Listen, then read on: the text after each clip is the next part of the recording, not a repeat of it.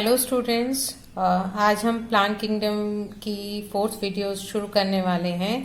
इससे पहले हमने इसके 3 पार्ट में टेरिडोफाइट तक कंप्लीट कर लिया है। आज हम जिम्नोस्पर्म को स्टडी करेंगे। जिम्नोस्पर्म जो नाम है वो 2 शब्दों से मिलकर बना है, जिम्नोस और स्पर्म।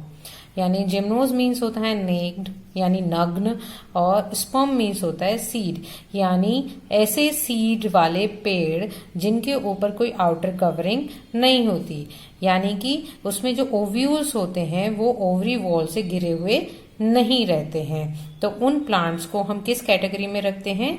जिम्नोस्पर्म की कैटेगरी में उन्हें रखा जाता है। ठीक है। इनके जो प्लांट्स हैं जनरली अगर हम देखें तो मीडियम साइज के भी होते हैं, टॉल ट्रीज भी होते हैं, श्रब के रूप में भी होते हैं। इवन जो टॉलेस्ट ट्री स्पीशीज है सिक्यूया, जिसे हम कहते हैं रेडवुड ट्री के नाम से भी जाने जाते हैं, वो ट्रीज की सबसे बड़ी स्पीशीज हैं और वो हैंग ऑन जिम्नोस्पर्म की कैटेगरी से बिलोंग करते हैं। अगर हम इन जिम्नोस्पर्म्स की रूट्स का देखें तो काफी रूट्स जो हैं वो एसोसिएशन, म्यूचुअल एसोसिएशन में या कह सकते हैं सिम्बायोटिक एसोसिएशन में पाई जाती हैं। जिस तरीके से जैसे माइकोराइजा है, माइकोराइजा में क्या होता है, फंगल एसोसिएशन होता है और वो फंगल एसोसिएशन जो है वो पाइनस की रूट्स में पाया जाता है।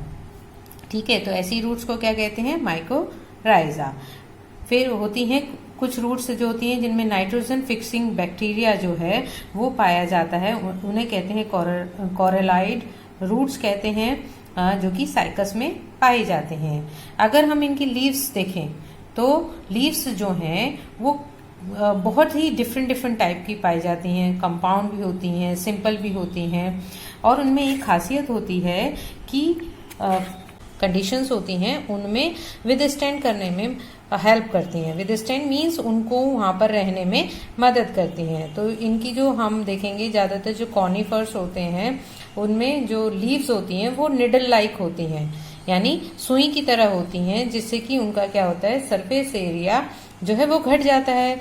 और घट जाने की वजह से क्या होता है, जो उसमें वाटर लॉस है जो एक्सट्रीम क्लाइमेटिक कंडीशन की वजह से है वो कम से कम होता है। ठीक है। और उनकी जो क्यूटिकल होती है, जो ऊपर की लेयर होती है वो बहुत ज्यादा थिक होती है ना, स्पाइन्स लाइक होते हैं, थिक होती है। और उनके स्टोमेटा जो होते हैं वो शंकन स्टोमेटा होते हैं, ताकि जो वाटर का लॉस है वो कम से कम हो पाए। ठीक है। तो इस तरीके से लीव्स का स्ट्रक्चर अगर हम देखें तो यहाँ पर बहुत ज्यादा वैरायटी यहाँ पर हमें देखने को मिलती है। देखिए, ये साइकस का प्लांट है। जनरली आपने इस प्लांट को गार्डन्स में लगा हुआ देखा होगा, है ना। ये स्पाइन्स जैसे होते हैं, ये कटीली सी इसकी लीव्स होती हैं। ये बहुत आपके कॉलेज में भी लगा हुआ है, इस तरीके से आपने देखा होगा। तो ये क्या है, एक जिम्नोस्पर्म है, इसका नाम है साइकस। ठीक है। ये अब आप याद रखेंगे, ये क्या है, एक जिम्नोस्पर्म है जिसका नाम है साइकस। ये भी एक प्रकार का जिम्नोस्पर्म है जिसे बहुत कॉमनली पाया जाने वाला, ये भी एज अ ऑर्नामेंटल प्लांट आपको कई जगह देखने को मिल जाता है, ये है पाइनस। ठीक है। साइकस और पाइनस दोनों, जिनकी मैंने रूट्स में आपको बताया है, एक रूट में उसको वो सिम्बायोटिक एसोसिएशन बना लेता है, तो ये इन्हीं का नाम मैं आपके से ले रही थी, साइकस और पाइनस। ये दोनों क्या हैं? जिम्नोस्पर्म हैं। ये हेट्रोस्पोरस होते हैं। हेट्रो मीन्स डिफरेंट, यानी हम पहले भी इस टर्म को डिस्कस कर चुके हैं।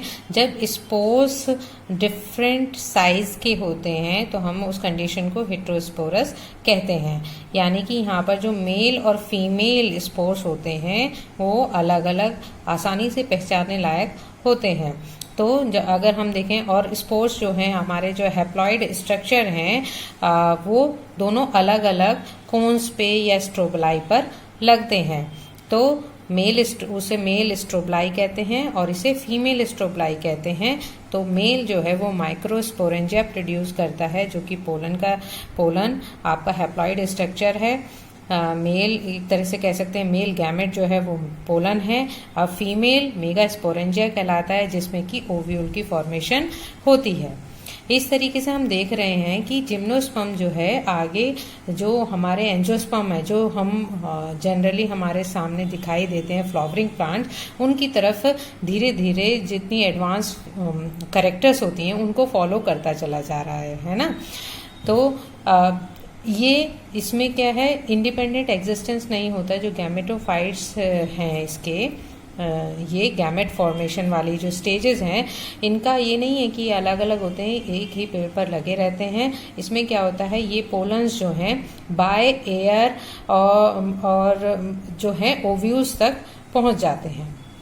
ठीक है, क्यों माइक्रो यानी मेल गैमेट जो है फीमेल गैमेट तक बाय एयर पहुंच जाता है और क्या फॉर्मेशन करता है, जाइगोट की फॉर्मेशन करता है। इसको हम इस तरीके से देख सकते हैं, जो पोलन है बाय एयर ओव्यूल के पास पहुंचा और फर्टिलाइजेशन यानी निषेचन की क्रिया के द्वारा यहाँ पर क्या हुआ, जाइगोट की फॉर्मेशन हुई। अब ये जाइगोट डेवलप करता है किसमें, एम्ब्रियो में।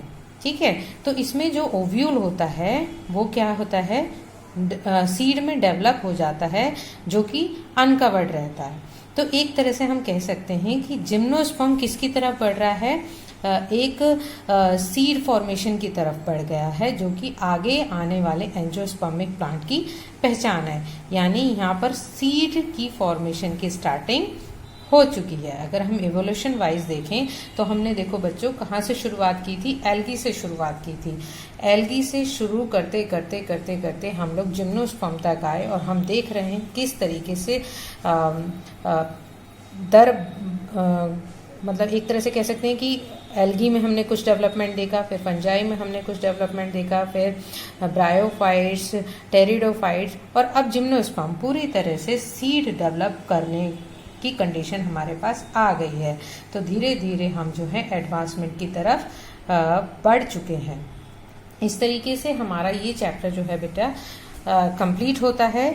इसके बाद जो हमारा नेक्स्ट चैप्टर शुरू होगा वो है पुष्पी पौधों की आकार की। ठीक है,